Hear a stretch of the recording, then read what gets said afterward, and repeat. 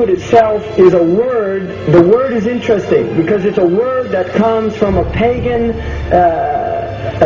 Hollywood is the holy wood, and it was the wood that the magical wands were made out of in the pagan sorcery, magic.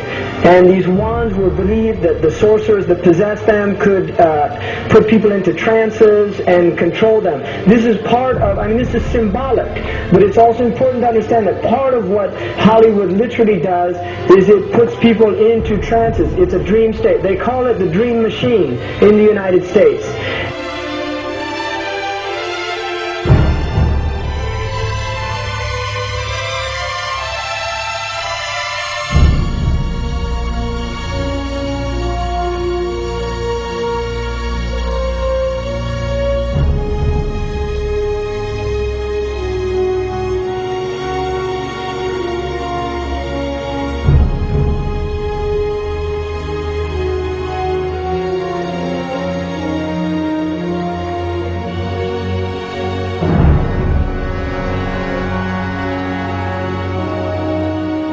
And it creates fantasies for people. It puts people into these things. Now, one of the things is interesting that in the part of what's done in movie theaters, in darkened rooms where people watch television, is literally a trance state that occurs. What's called suspended state of disbelief. You enter into a state, you suspend your disbelief and enter into a state whereby you begin to believe what you internally realize is imagination. It's falsehood. Films are magic. It's just magic. You go and you watch these things and people get caught up in them. People cry during films. All this catharsis that takes place in these things. Many of the films, and this is an important element in the control mechanism, is literally allow people to go and have certain type of catharsis as a purging experience. Which Aristotle talks about the necessary element. One of the necessary elements of tragedy is to create this cathartic experience. And this is why a lot of the films, especially also news and things like this is why news is very important in this culture. Everybody watches the news. They have this tragic, cathartic experience of watching the tragedies of others and then feeling safe and complacent in their own experience of the suspended state of illusory well-being. So these are very intricate and sophisticated methods. Now, I think it's dangerous, although there are elements, there's concerted efforts that take place, there's also a lot of people that have similar worldviews that aren't necessarily working together in concerted efforts.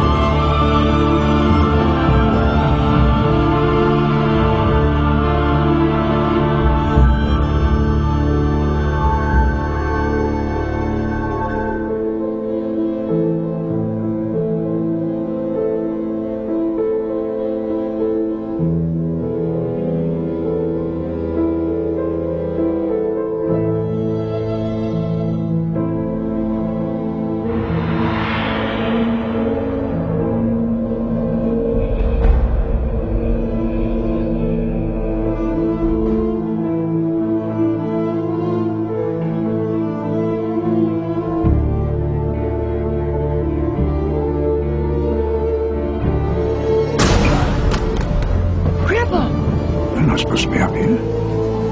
Looking at that? I just wanted to know. No. Well, you're old enough, I suppose. You should know the story.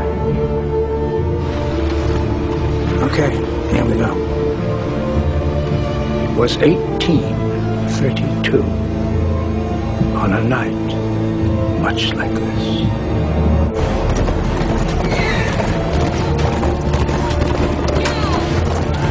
Charles Carroll was the last surviving signer of the Declaration of Independence. He was also a member of a secret society known as the Masons, and he knew he was dying. He woke up his stable boy in the middle of the night and ordered him to take him to the White House to see Andrew Jackson, because it was urgent that he speak to the president. Did he talk to him?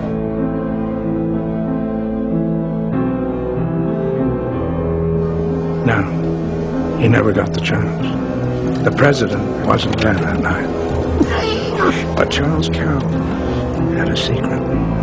So he took into his confidence the one person he could.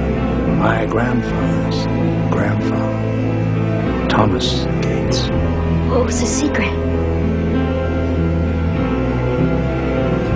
A treasure. A treasure beyond all imagining.